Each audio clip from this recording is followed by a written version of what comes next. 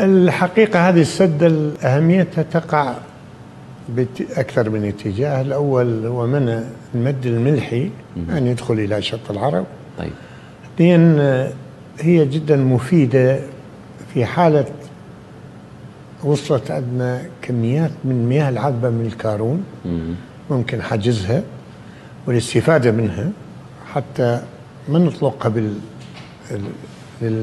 بالجزر، نقدر ندفعها بالمد باتجاه أعلى شط العرب. وهذه حدثت عندنا بالسنة الماضية بدون السدة، نمد دفع المياه إلى شمال البصرة وقدرنا نضخ كمية منها إلى مناطق الأهوار. نعم.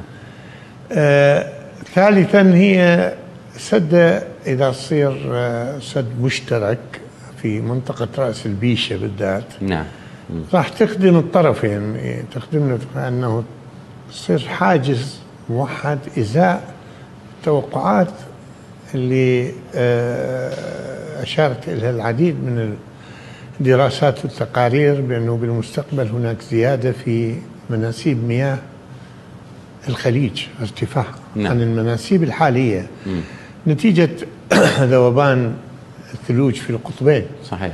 مياه البحار والمحيطات تصعد. صح. الخليج أيضا معرض إلى هذا الصعود.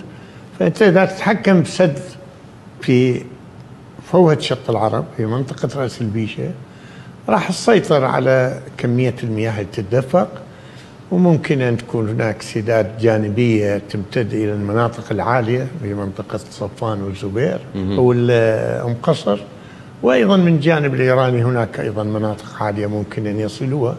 إذن سد مفيد من هالناحية. إيش وقت هذا راح؟ هذا الموضوع إحنا